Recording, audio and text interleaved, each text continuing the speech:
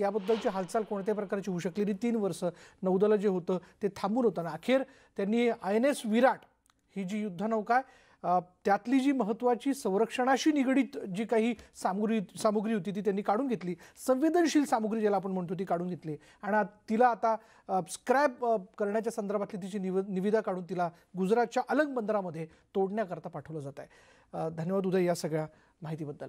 पुढे पाहूयात, सीमा भागात अडकून पडलेल्या जवळपास 25,000 टन कांदा एक्सपोर्ट करण्याकरता केंद्र सरकारनं परवानगी दिली आहे। केंद्रीय वाणिज्य मंत्री पियुष गोयल यांनी शेतकऱ्यावर अन्याय होणार नाही अशा प्रकारची भूमिका घेण्याचं आश्वासन दिलं असल्याची माहिती भाजप खासदार डॉक्टर भारती पवार यांनी दिली आणि त्यांच्यासोबत आमचे दिल्लीचे प्रतिनिधी प्रशांत लीला रामदास यांनी खास बातचीत केली, त्यांच्याकडनं याबद्दल माहिती जाणून घेतली।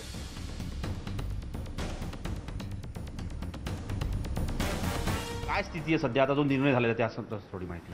14 तारखेला निर्णय झाल्यानंतर काल परत एक नोटिफिकेशन आलं आणि पूर्ण जे पोर्ट आहेत आपले कस्टम पोर्टवरून जो कांदा जातो निर्यात होतो त्या संदर्भात एक चांगला दिलासादायक निर्णय झाला की ज्यांचे कागदोपत्री तयार होतं एक्सपोर्टसाठी, ज्यांचे लिओज सर्टिफिकेट तयार होते त्यांना परमिशन देण्यात येते आणि त्याच्यामुळे मला वाटतं आपलं JNPT पोर्ट असेल, चेन्नईचा असेल, अशा सगळ्या कस्टम पोर्टला ती परवानगी मिळाली आहे। बॉर्डरवरून देखील आपला मोठ्या प्रमाणात कांदा जो कंटेनर थांबलेले होते ते आता रवाना झालेत। याच्यामुळे नक्कीच एक दिलासादायक अंशतः दिलासादायक बातमी शेतकऱ्यांसाठी नक्कीच आहे। साधारणतः किती कांदा होता हा साधारणतः जर बघितलं आणि हा तर निर्णय झाला जे सीमा भागातला आहे, पण ज्या लोकांना अजून करायचं आहे त्या संदर्भात तुम्ही सुद्धा 2-3दा पियुष गोयलांची भेट घेतलेली आहे, अनेक मंत्र्यांनी घेतली, आपण देखील भेट घेतलेली आहे। सध्या काय स्थिती आहे मग आता? मला वाटतं साधारण जवळपास 25,000 मेट्रिक टन कांदा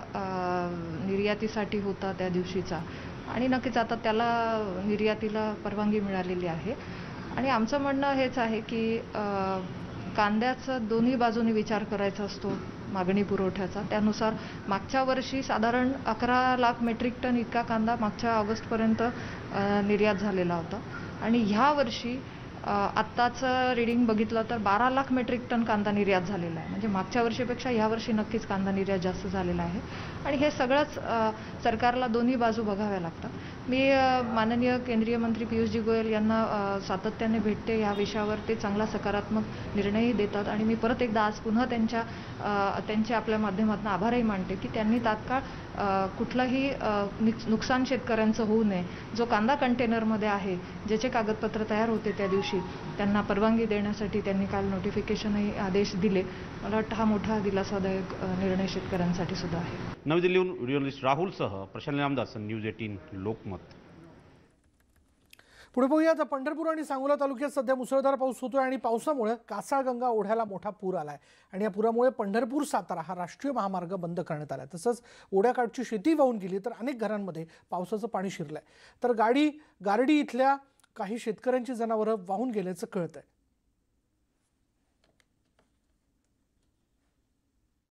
गेल्या 3 दिवसापासून पंढरपूर परिसरामध्ये मुसळधार पाऊस असल्याने चंद्रभागा दुथडी होऊन वाहत आहे।